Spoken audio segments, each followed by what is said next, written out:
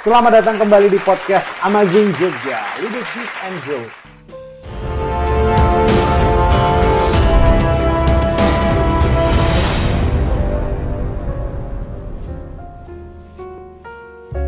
Podcast ini adalah kerjasama dari AMA Yogyakarta dan Tribun Jogja.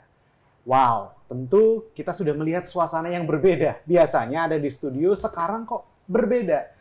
Nah, seperti biasanya kita akan hadir untuk membicarakan fenomena-fenomena menarik dan hal-hal yang sangat inspiratif seputar ilmu manajemen. Dan kali ini temanya adalah kunci sukses pemerintahan Bantul, inovasi dan kepemimpinan Abdul Halim Musli. Betul sekali, kita ada di ruang Bupati Bantul dan bersama-sama dengan kita ada Bapak Bupati Bantul, Haji Abdul Halim Musli. Selamat siang, Bapak. Selamat siang. Sehat, Pak? Alhamdulillah. Semangat, sehat. Pak? Semangat. Wah, luar biasa. Spiritnya luar biasa. Seperti biasanya, bukan hanya Pak Halim yang ada di diskusi kita, tapi juga ada dari Asosiasi Manajemen Indonesia. Ada Ibu Endah. Selamat siang, Ibu Endah. Selamat siang. Sehat selalu, Ibu. Alhamdulillah. Alhamdulillah. Pak Halim, saya itu tumbuh dan besar di Bantul. Ya. Saya ini warga Bantul. Sekalipun setelah menikah saya pindah Sleman. Tapi saya warga Bantul. Tapi dari apa yang sedang berjalan sekarang, saya melihat ada kepemimpinan kuat yang Pak Halim tunjukkan.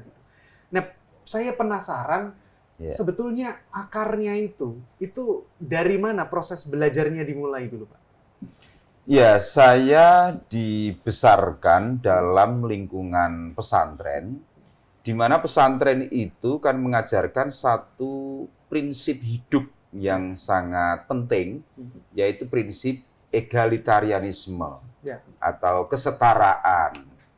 Karena seorang pemimpin ini memimpin warga dalam jumlah besar yang beraneka ragam, memiliki keinginan yang berbeda-beda. Maka kita mesti mendengarkan mereka. Nah, yang diperlukan adalah bahwa komunikasi itu harus lancar, harus efektif, tidak berjarak. Maka seorang pemimpin ini harus merasa setara dulu. Bukan merasa di atas, bukan merasa lebih terhormat, begitu. Maka komunikasi haruslah lancar. Dengan demikian, maka aspirasi itu bisa mengalir dan kita bisa memotret secara lebih akurat apa yang warga rasakan. Jadi prinsip kesetaraan, prinsip sama-sama sebagai warga negara yang memiliki peran bagi kemajuan bangsa, kemajuan negara ini, itu harus selalu ada dalam setiap pribadi seorang pemimpin. Dan itu dibawa jauh waktu itu belajar di pesantren ya, Pak? Ya, karena pesantren itu kan diajarkan satu keyakinan bahwa Tuhan menciptakan manusia itu setara. Keragaman manusia itu takdir Tuhan, sunnah Tuhan yang kita harus menghormatinya. Tidak ada seorang pun manusia itu lebih mulia dibanding yang lain, karena Tuhan menciptakannya secara sama. Waktu di pesantren, Bapak dikenal sebagai anak yang seperti apa dulu? Anak yang rajin kah, atau tipe anak yang, wah ini... Enggak, saya enggak rajin. Saya bukan jenis rajin dalam pengertian kutu buku, kemudian waktu itu dihabiskan untuk membaca buku atau kitab. Ya, saya biasa-biasa saja, tetapi saya lebih banyak bergaul dan berinteraksi sosial, baik dengan sesama warga pesantren maupun keluar pesantren. Wah, itu yang menghantarkan Pak Halim menjadi Bupati Bantul saat ini. Ada skill sosial yang kuat. Teman-teman Bapak kalau ketemu sekarang gimana, Pak? Teman-teman pesantren dulu. Ada sungkannya nggak, Pak? Enggak, teman-teman saya itu kalau sama saya itu malah istilah Jawanya itu suka nggarapi, suka ngerjain gitu ya. Suka ngerjain gitu. Ya biasa aja panggil nama aja, nggak ada yang manggil Pak Bupati, nggak ada itu. Biasa saja ya. Oh, dan itu yang dibawa sampai hari ini, Pak, waktu memimpin Bantul. menjadi spirit egaliter, spirit kesetaraan itu yang betul-betul Iya. mau bawa uji. Saya merasa begini, Mas. Jadi bupati ini bukan sesuatu posisi yang terhormat. Mungkin kebiasaan saya di pesantren dulu, ketika melihat orang lain itu ya sama dengan diri kita. Ya. Sehingga saya juga biasa saja jajan di angkringan, di pecel lele gitu, di lesehan itu ya biasa saja gitu. Bahkan itu hobi saya sejak dulu. Di angkringan itu bukan sesuatu yang bukan sesuatu yang tidak pantas bagi seorang bupati. Ya pantas-pantas saja, ya enak-enak saja gitu. Penasaran saya, berarti selama menjadi bupati dan wakil bupati, Bapak ke angkringan dan pecel lele? Biasa, dan mungkin seminggu itu bisa 3 kali atau ya sesempatnya begitu. Ganti-ganti atau ada langganan, Pak? Saya cenderung punya langganan, punya tempat yang karena saya sudah merasa cocok dengan sambelnya dan dengan Iya. ini Ya, menarik ya. Pemimpin yang turun itu bukan hanya ketika wah ini bagian dari pekerjaan, tapi ya bagian dari kehidupan sehari-hari ya, makannya, ya nongkrongnya di Ya. angkringan begitu nggih, Pak? Ya, dulu Kiai Ali Maksum, pengasuh pondok pesantren Krapyak, itu mengatakan begini ketika memberikan nasihat pada santri-santrinya.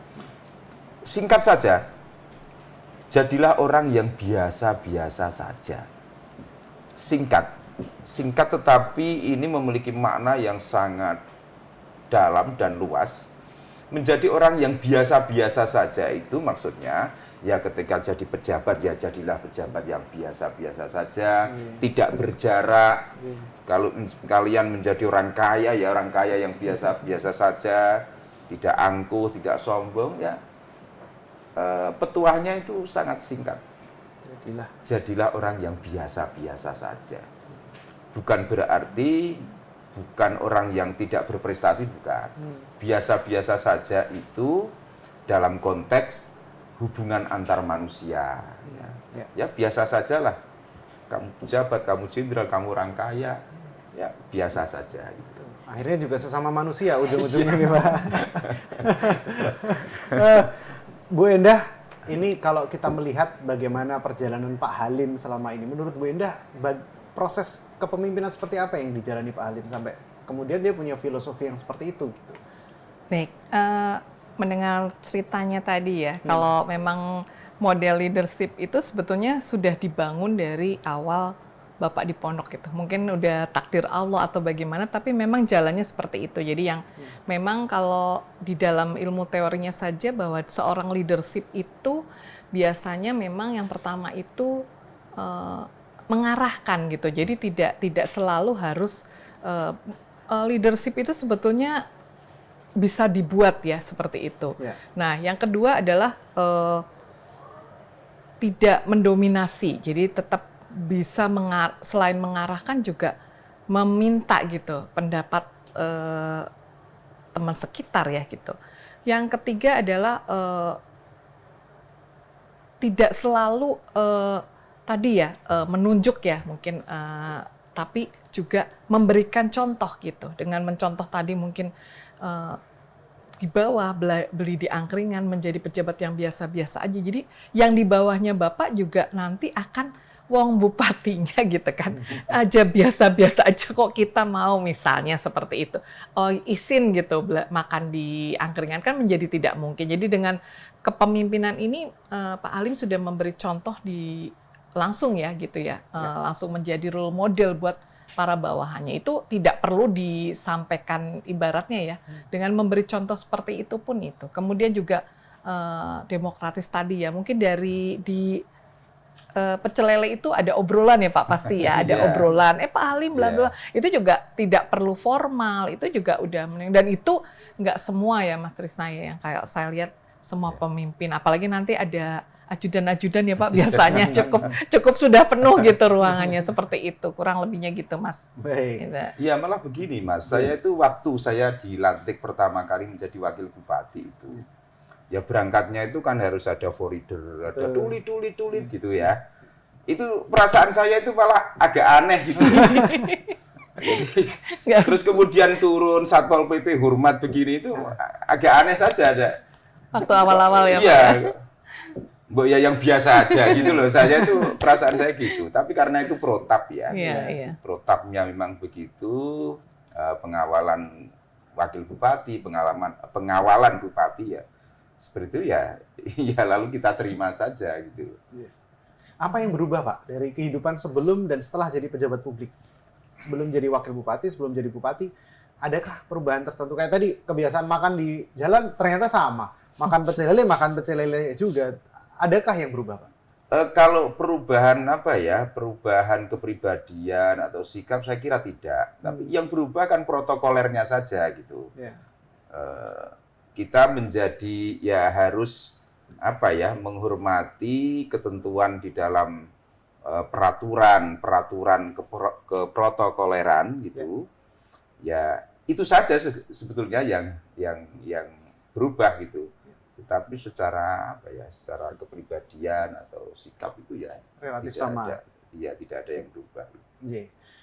Menarik lagi ketika kita ambil, banyak orang bilang bahwa pemimpin itu diuji dua, ketika dia sukses dan ketika ada krisis.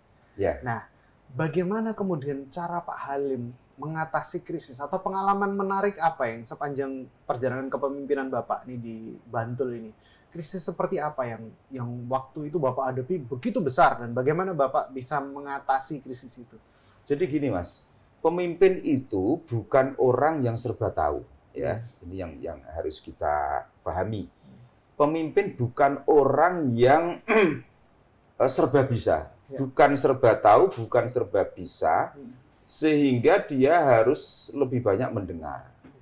Maka hanya dibutuhkan bagi seorang pemimpin itu mengambil kesimpulan dari pendapat, saran, masukan dari banyak orang. Maka komunikasi ini tidak boleh terhambat. Mendengar aspirasi ini mutlak diperlukan. Sehingga dalam suasana krisis ini kita bisa mengambil satu kesimpulan yang meyakinkan kita dari berbagai pendapat masyarakat atau pendapat pakar. Misalnya tentang sampah, ini banyak cerita tentang sampah. Ya. Ketika TPA Piungan, tempat pembuangan akhir Piungan, yang itu menjadi andalan puluhan tahun bagi warga daerah istimewa Yogyakarta, bukan hanya Bantul, termasuk Sleman, kota membuang di sana, lalu tiba-tiba ditutup. Gitu. Lalu Ngarso Dalem, gubernur, mengumumkan bahwa urusan sampah ini kita desentralisasikan kepada daerah-daerah tingkat kabupaten kota. Nah, di situ pasti masa transisi ini ada guncangan-guncangan. Lalu saya menyampaikan di mana-mana, masalah lingkungan ini masalah kita semuanya. Bumi yang kita tinggali ini sesungguhnya hanyalah pinjaman dari anak cucu. Maka kita yang saat ini hidup, ini bertanggung jawab untuk mengembalikan dunia yang kita tinggali ini kepada anak cucu secara baik. Jangan meninggalkan dunia yang akan kita wariskan kepada anak cucu itu dalam keadaan kotor dan rusak.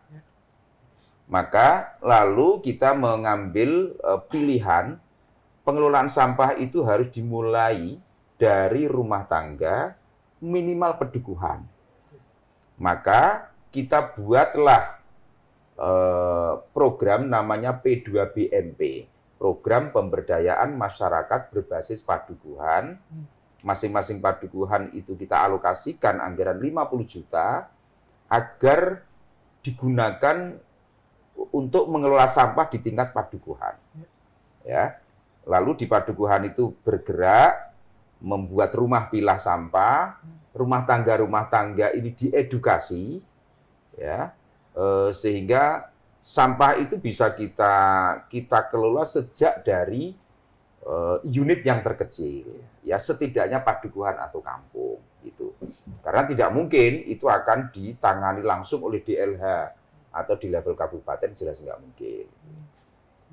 Jadi kalau ini dari ilmu leadership-nya itu, kalau dari tadi sampah ya, itu Pak Halim udah melakukan yang namanya pre-krisis. Pre-krisis itu adalah sebelum krisis terjadi, tadi udah melakukan di pedukuhan-pedukuhan itu. Sudah dan mitigasi, kalau ya. jadi udah sampai level terkecil itu ya pedukuhan. Soalnya kalau di Bantul kalau nggak salah nggak ada RT ya Pak ya.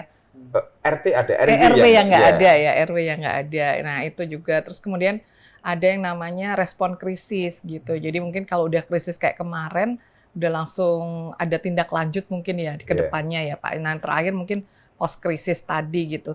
Pas krisis sampah ini terjadi, apa yang harus dilakukan ketika tadi ditutup tadi ya, udah, dan itu nggak semua. Jadi sekali lagi ya, pemimpin itu yang punya metode, karena itu juga salah satu kunci dari pemimpin ya, punya metode atau cara tersendiri untuk gimana caranya supaya tadi tidak hanya pemerintah yang goalnya tercapai, tapi masyarakatnya gitu kira-kira ya Pak Halim ya, seperti itu. Jadi ini lagi-lagi soal pembangunan kebudayaan. Jadi bagaimana warga mulai hari ini itu memiliki kebudayaan ramah lingkungan, kebudayaan bersih sampah yang dimulai dari individu-individu. Maka di sekolah-sekolah, mulai TK, SD, SMP, edukasinya itu kan, ada ya. Ada sekolah ramah lingkungan. Pendidikan itu juga harus kita mulai untuk membentuk karakter warga, terutama anak-anak kita sebagai generasi bangsa itu memiliki budaya baru tentang pengelolaan lingkungan.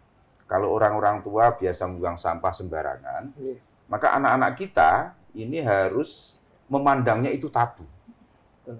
Itu. Jadi ini memang pembangunan kebudayaan dalam jangka panjang. Merubah kebudayaan itu tidak mungkin 1-2 tahun.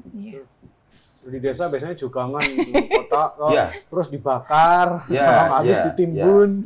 Tapi saya insya Allah kalau itu dibudayakan dari kecil akan berhasil. Soalnya Jepang juga berhasil untuk itu. Benar. Kan? Di samping kebudayaan, kita juga mesti menerapkan teknologi pengelolaan sampah.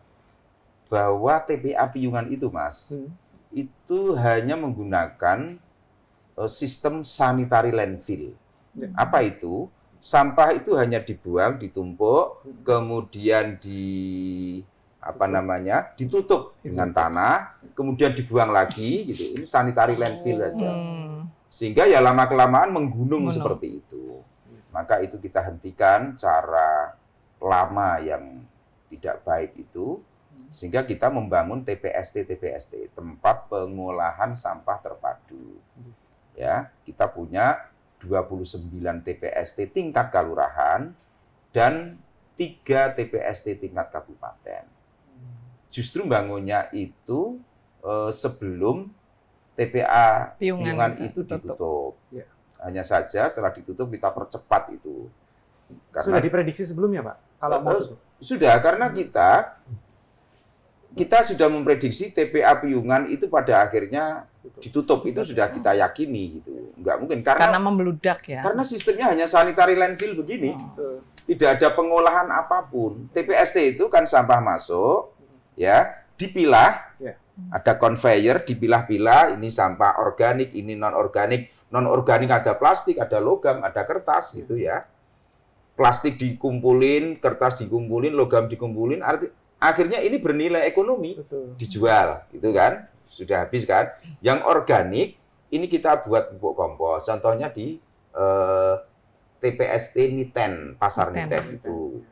Dan banyak TPST yang lain.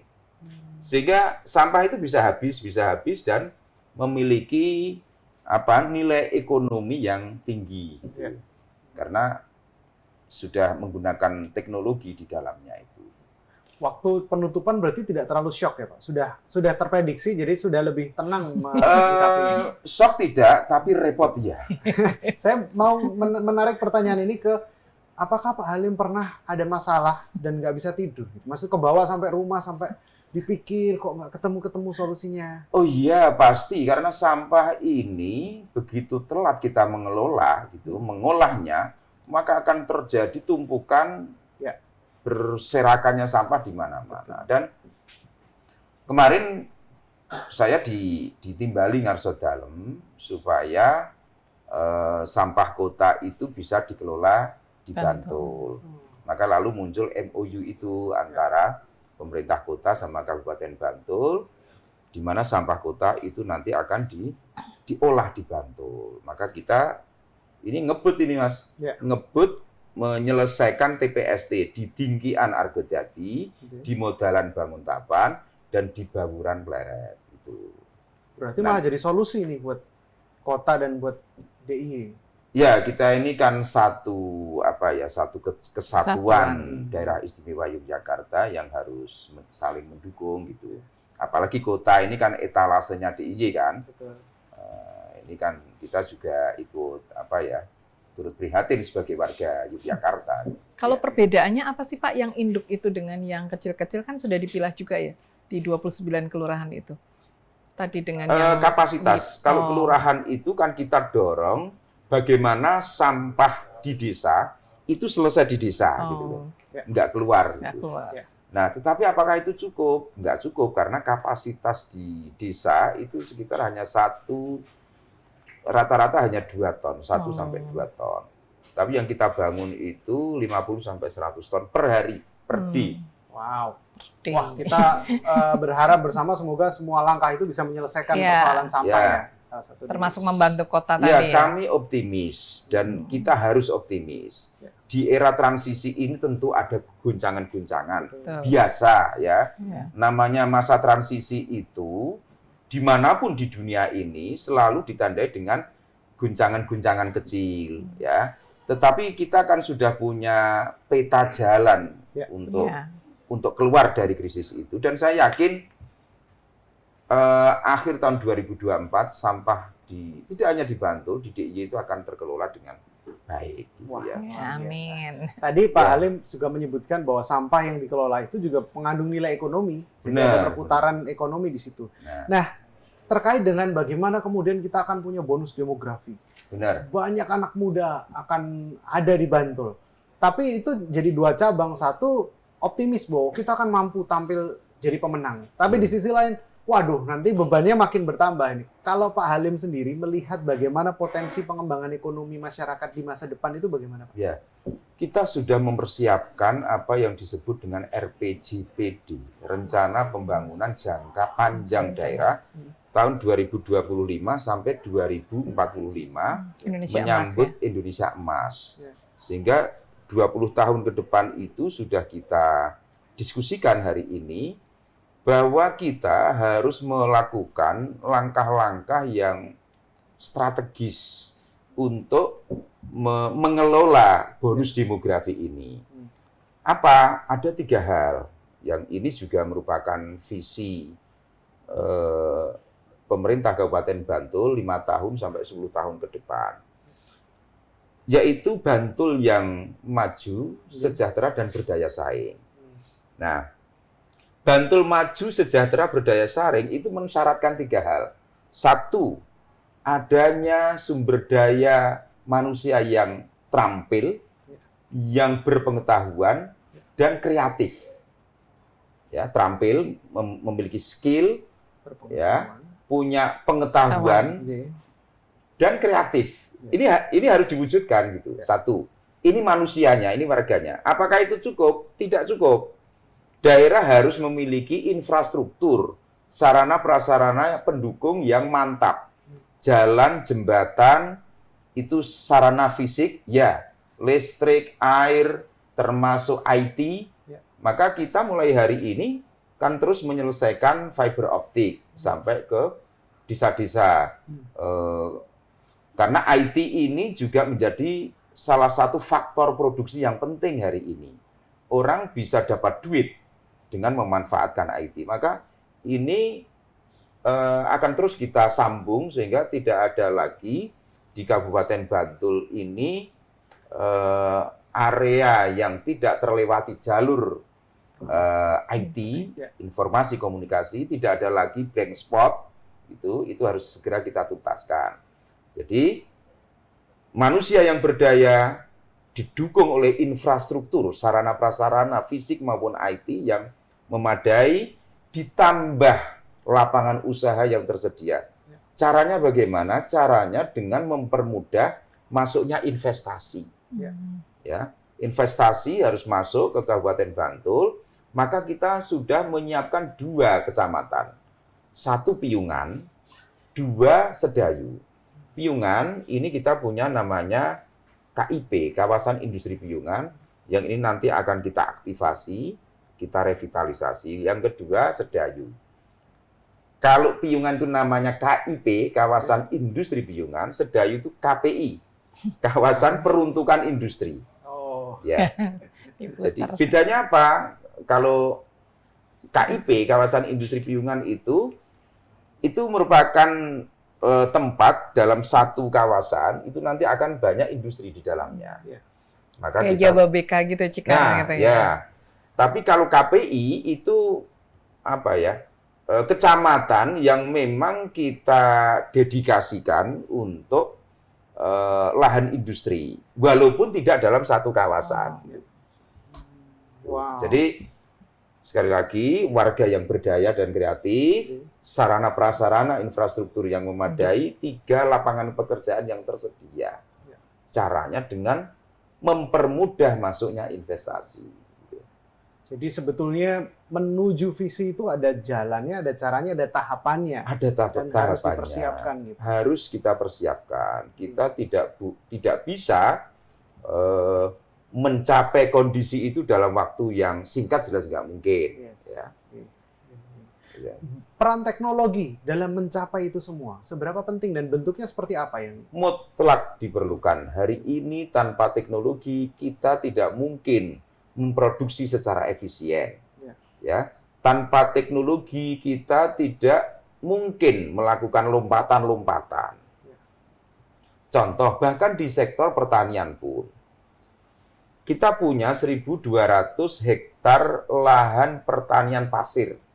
Lahan pasir yang dulu tidak pernah kita bayangkan itu akan bisa menghasilkan produksi pertanian. Tetapi hari ini dengan teknologi 1.200, kalau Anda ke pantai selatan, di pinggir ring road, itu banyak perkebunan bawang merah di lahan pasir.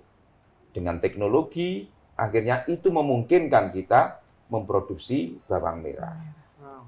Termasuk kita memasang meteran listrik itu di perkebunan kita.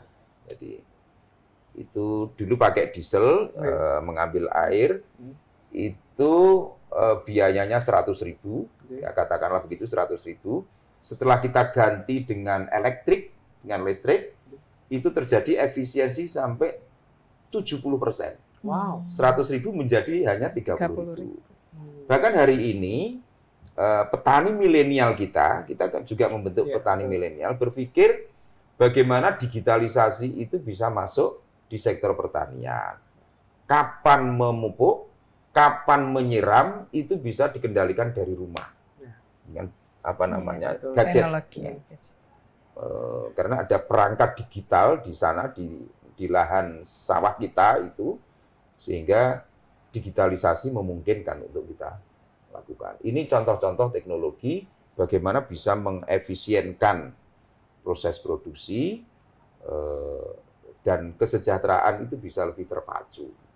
Dalam pemerintahan juga bagaimana implementasinya Pak teknologi? Di dalam pemerintahan kita sudah menerapkan namanya SPBE, Sistem Pemerintahan Berbasis Elektronik, di mana Kabupaten Bantul ini dinilai oleh Kemenpan RB dan Kemenkominfo sebagai kabupaten yang memiliki skor tinggi di dalam penerapan SPBE di Sistem Pemerintahan Berbasis Elektronik, termasuk perizinan layanan rumah sakit itu itu untuk fasilitas publik ya. Iya. baik publik maupun pemerintah sendiri. Ya, Satu jadi, pintu mungkin nanti akhirnya, Pak. Ya, jadi pemerintahan Bantul sekarang ini di dalam penyelenggaraan pemerintahannya, misalnya pada aspek keuangan ini sudah cashless, sudah lama kita ini cashless. Belanja maupun menerima gaji, honor, beli apa sudah cashless semuanya. Kemudian apa namanya surat menyurat, banyaklah aspeknya itu. Sistem tentang kepegawaian, sistem tentang pengadaan barang jasa itu sudah elektronik semuanya. Termasuk layanan publik, perizinan-perizinan bisa diselesaikan dari rumah, tidak harus ke kantor gitu. Dan itu sangat bermanfaat di era kita sekarang karena semua serba cepat, serba transparan dan bisa dilacak. Walaupun itu terus kita sempurnakan, termasuk data-data itu kita buka, terutama bagi para mahasiswa S1, S2, S3 yang memerlukan data tentang Bantul, itu sudah kita buka dan mudah diakses. Wow. Transparasi lah ya harapannya. Berbagai kepentingan bisa masuk mahasiswa untuk belajar, untuk riset gitu. Ada yang bilang bahwa pemimpin itu sudah melihat beberapa kilo di depan sebelum orang yang dipimpinnya melihat. Nah, Pak Halim melihat Bantul ini 5 atau 10 tahun yang akan datang. Mimpinya itu jadi Bantul yang seperti apa sih yang ada dalam imajinasi Pak Halim? Bantul akan menjadi daerah yang hebat, yang masyarakatnya sejahtera karena posisi strategisnya Bantul berada pada lintasan penting di Pulau Jawa ini, sehingga kenapa pemerintah pusat dan pemerintah daerah ini membangun JJLS, Jalan Jalur Lintas Selatan, di mana hari ini kita punya ini ongoing proses, ya sedang dibangun jembatan Pandan Simo yang menghabiskan anggaran 814 miliar. Wow. Kemudian di sisi timur ada Kelok 18 yang membuka gunung agar ini bisa dilewati, yang itu juga menghabiskan anggaran sekitar 350 miliar. Sehingga nanti apa yang terjadi, Bantul lebih aksesibel dari berbagai arah. Dari arah barat, arah timur, apalagi nanti ke YIA, Yogyakarta International Airport, pasti akan melalui Bantul. Satu itu, kemudian YIA ini, Yogyakarta International Airport, ini juga airport kargo. Nah, sementara Bantul ini tempatnya industri kreatif. Maka Bantul bisa memanfaatkan fasilitas itu untuk meningkatkan ekspornya. Dan rata-rata industri kreatif di Bantul itu memang berorientasi ekspor. Gitu. Walaupun kita tidak punya pelabuhan atau belum punya pelabuhan, tapi kita punya bandara di Kulon Progo yang nanti orang Bantul yang paling banyak memanfaatkan karena aksesnya lebih mudah apa namanya jasa kargo. Iya. Dan saya pikir juga orang transit kan sekarang dekat ya, maksudnya dari mau ke Jogja dekat, ke Bantul dekat, ke Bantul lebih dekat lagi. Jadi mungkin akan lebih banyak orang menginap di Bantul dan menikmati atraksi wisata di Bantul sebelum nantinya pulang daripada kalau misalnya di kota atau di tempat-tempat yang lebih jauh gitu. Jadi potensinya besar sekali. Dan UMKM di Bantul itu UMKM yang terbanyak se-Daerah Istimewa Yogyakarta. Jumlah dari sisi jumlah ini hasil dari rekapitulasi bank-bank yang menyalurkan dana KUR. Itu penyerapannya tertinggi itu Bantul. Ratusan miliar karena memang UMKM Bantul itu tertinggi se-daerah terbanyak se-Daerah Istimewa Yogyakarta. saya jadi pengen balik lagi ke Bantul. Untuk mendapatkan bantuan kurang. Enggak, saya kerja di Bantul kok. Jadi saya sangat excited melihat Bantul dibangun dan saya percaya apa yang dimimpikan Pak Halim akan terwujud. Tentu Amin. dengan manajemen yang baik, dengan kepemimpinan yang baik, dan Bantul akan makin maju, makin jaya, dan masyarakatnya sejahtera. Amin. Amin. Wah, Amin. demikian obrolan kita di podcast Amazing Jogja. Terima kasih Pak Halim, terima kasih Bu Endah atas kesediaan Iya. waktunya. Jangan lupa ikuti terus episode-episode berikutnya karena kita akan terus membahas berbagai fenomena-fenomena menarik di bidang manajemen. Tentu sesuai dengan apa yang Anda juga sampaikan di kolom komentar kami. Silahkan tuliskan tema apa lagi yang ingin dibahas atau narasumber siapa yang penting untuk kita tanya-tanya. Nanti kita akan hadirkan untuk Anda. Terima kasih, saya undur diri. Trisna Pradita, Pak Halim, Ibu Endah. Sampai jumpa di Amazing Jogja episode berikutnya. Bye-bye!